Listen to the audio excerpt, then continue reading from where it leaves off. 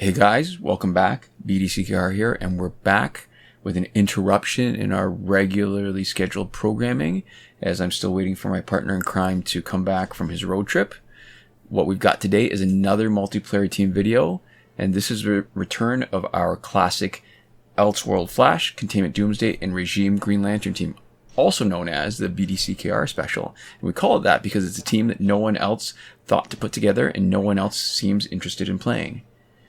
And, well, everybody likes Regime Green Lantern, right? He's got a great team passive. The power generation boost is huge, more than what it probably states in the passive.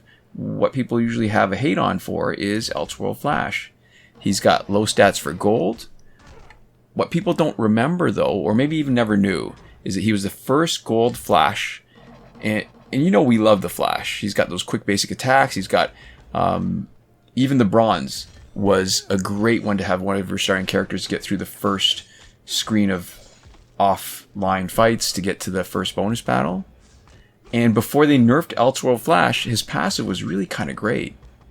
So just to refresh your memory, bullet time. Once per match, when Flash reaches 30% health, his opponent's specials are disabled and time slows for 7 seconds. And I think in order to really appreciate Elseworld Flash, you have to have a bit of context. So back in the day, one of the toughest opponents to face was Arkham Origins Deathstroke. And that was back when there was no Tantu Totem or Master's Death Cart, and I believe it might have even been before Razzle Ghul Scimitar. Don't hold me to that. So that meant that with the exception of Arkham Origins Batman, the biggest danger was Special 1. And you, at the beginning of the game at least, and you would rarely need to deal with Special 2 without having had a chance to prepare yourself and build up your own power. And Arkham Origins Deathstroke had a really interesting passive, the two-part passive, but the important part was this.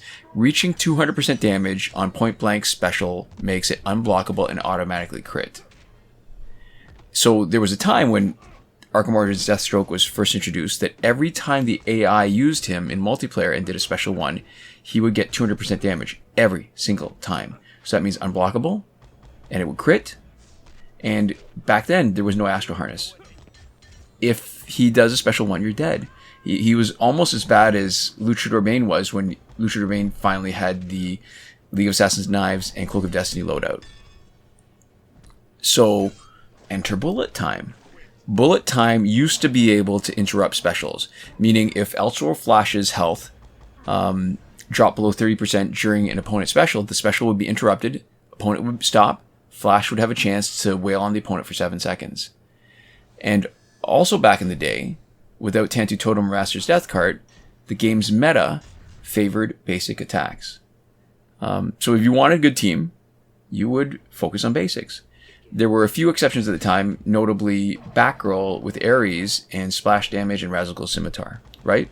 So when you didn't have Tantu Totem, when it didn't exist, because Tantu Totem's benefit is not just to get power when you tag in, but to get it back as soon as you knock out your opponent. Back then, you needed to make your power count. And that was both doing a huge amount of damage, which meant Ares' special that was unblockable was great, without actually taking cut in the damage that you would dish out. But it would also mean doing as much splash damage as possible. So that was the Fourth World Mace. So, I guess one more factor in why this was such a good team for us, it was specific to our channel. Back then, instead of recording footage like we do now and then laying down an audio track, we used to record the footage with the audio at the same time live. We would do it not even on a device. We would project it on a TV, have a camera on a tripod watching the TV. We would record the audio while we're just talking to the camera, and we would have really bad video quality. And that was our channel. So that meant one of us had to be playing while we were talking during our Q&A, which meant that one of us had to pay attention to something else while talking. So back then, it was really important to have a team that basically played itself. Mindless swiping over and over again while still winning games, right? Like, you didn't have to pay attention. Nobody really wants to watch you lose. And for that purpose, this was that team. So what's changed? The biggest change, already hinted at, the meta is completely different. You need to have a specialist. You can't just have a team built around basics, or you'll be wasting a lot of time in multiplayer. What hasn't changed is, specials do way more damage, but you get to your special way faster. Look at this. I like that. I mean, Reverse Flash, he's not going to be taking a lot of damage from the first special, and we did a huge amount of damage on him. Although, potentially, we're going to give him back all his power now, because, watch. Reverse Flash, this is one reason why he's so good. Right? Cellular Regen brings him back up to full health, even though we'd already taken a bunch off with our Flash's basic damage. So, like I mentioned, Elseworld Flash's passive was nerfed. It no longer interrupts the opponent's special. That's changed. Special Specialist is much more viable with Tantu Totem. Oh, and this is the juggle. And unblockable, right? So who gets to be the Special Specialist on this team? Because, again, you can't ignore it, right? So instead of being 2 basic damage dealers, you need a Special Specialist. So it's not Green Lantern, mainly because he's silver, and even low stat golds like Flash and Doomsday have better stats and do more damage than silvers. Besides which, Raging Green Lantern Special 2, which is where you'd be looking to for doing your main damage, it's got reduced damage because it has a stun effect. And it's all a bunch of little pitter-patter hits, so what you're also doing is you're giving the opponent a bunch of power. Now, granted, they're stunned at the end of it, but they're probably not knocked out. And as soon as they're unstunned, they've got a bunch of power to hit you with. So not Regime Green Lantern. Maybe Elseworld Flash? I mean, he's not bad, but the fun part of his passive is to do basic damage swipe combos. So when bullet time, they're slowed down, you do basic damage combos, and that part of the animation where your opponent is flopping out of the ground after you've finished your combo, you don't have to wait. You can still start another combo right after, and basically you're making the other guy do the worm dance for about 7 seconds. And while you're doing that, you want to hit as hard as possible. That's really basic attacks. I mean, it's possible if you had power that you could do a special. What it doesn't tell you is that if you do a special, you're interrupting your own bullet time passive. You're wasting it, basically. So you don't want to waste it. That leaves Containment Doomsday. So Containment Doomsday doesn't really have any special features that make him really great for specials. I mean, if he were the basic damage guy, one thing that he would be... Oh, there's bullet time. Watch. There's the worm. And we built up enough power, we can do some special ones. And we're going to do more than enough special ones to just finish him off. Even if he blocks everything, which he is not. Okay. So, like I was saying, if Doomsday were the basic damage guy, his passive's not useful for doing basic damage, or no more for basic damage than specials. But Mutated Bone Spikes, which is his signature gear, is great. Because it boosts damage in basics, and has an unblockable chance specific to Doomsday. Other than that, though, he is really good sort of overall. And his specials, not so much the damage, but, I sort of lied when I said he doesn't have anything to lend himself to special specialists. He's got a good one-hit special one, so if you want to bypass any opponent effects that are triggered at a specific health level, like Raven Health Swap, or Astro Harness Invulnerability, or John Stewart Green Lantern's Invulnerability, you can do enough damage sometimes to bypass the trigger so they're actually knocked out before the invulnerability or whatever triggers, or the health swap. And, he's got a multi-hit special too, so you have a chance to do some real damage on a second opponent after the first few hits knocks out the first opponent.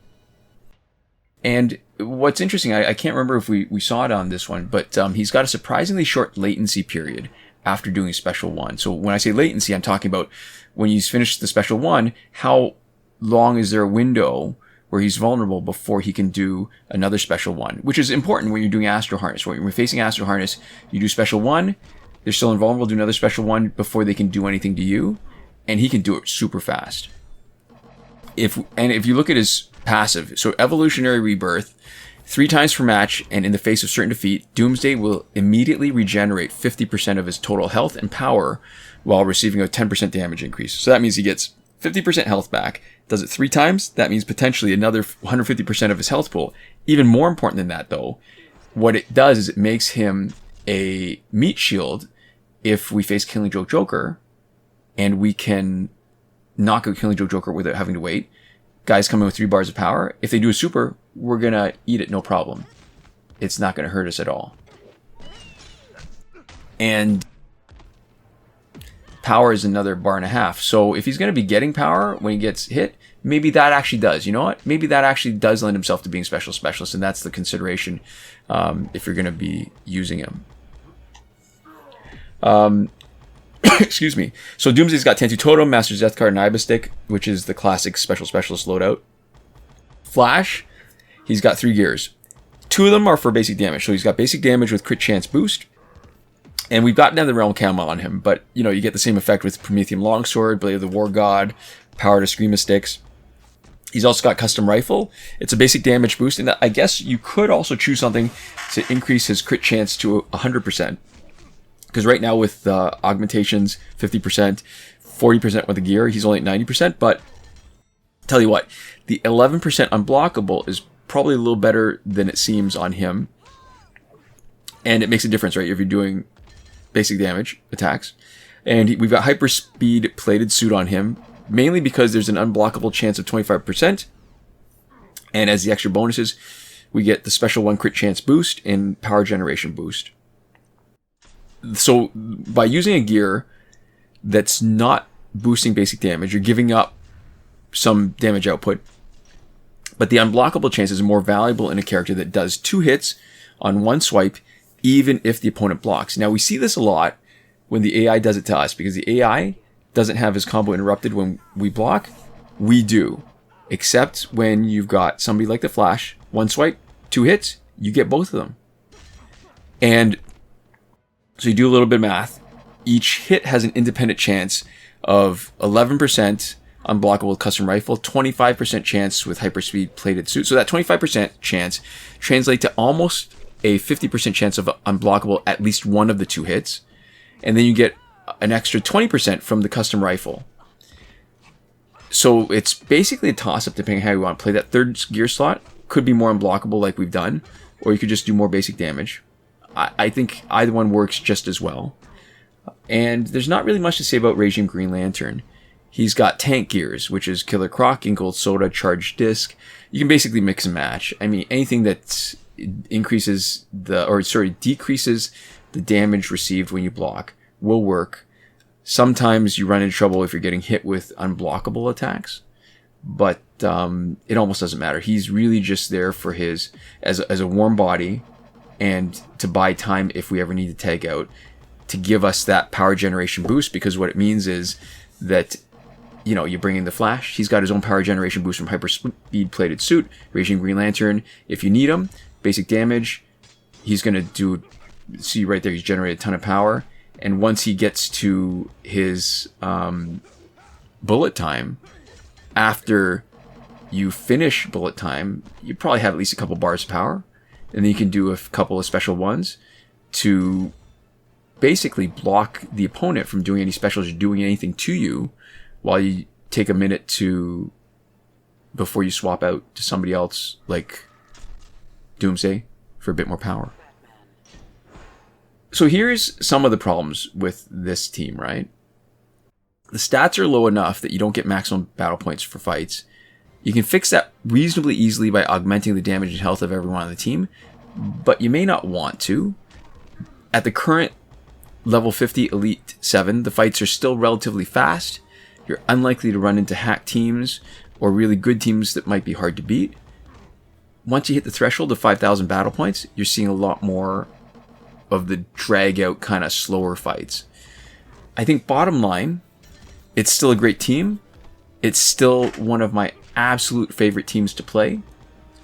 And yeah, I think it's still, for all the haters, Elseworld Flash, still a really, really excellent character. So maybe we'll watch this last fight play out.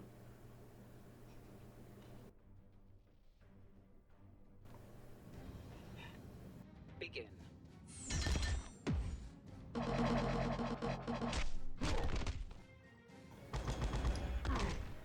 Yeah, and I guess this is the other thing too. I mean, you're basically seeing that almost any team is going to be good with special specialist, Tantu Totem, and Master's Death card. Look at him there.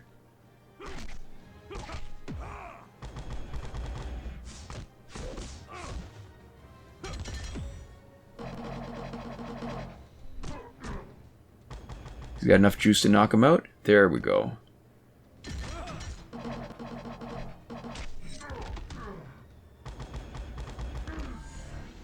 And that's it.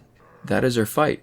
So this is where we like to give a big thank you to our patrons on Patreon who are supporting us.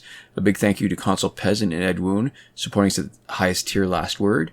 Cinemac and Mohammed Al Shady, the Your Message Here tier. Sean Farrell, Daniel Simonson, Aaron Mall, Michael DeVries, Brandon C., Irvin Ruiz, and Eddie Du at the credited level. And Chris Wolf, Scarlett Danny, Awesome Gamer 2for1, Pavu RS, Gavin Malott, and Isfar E at the gratitude level. Thank you guys so much for watching, and we'll see you next time. Komoda.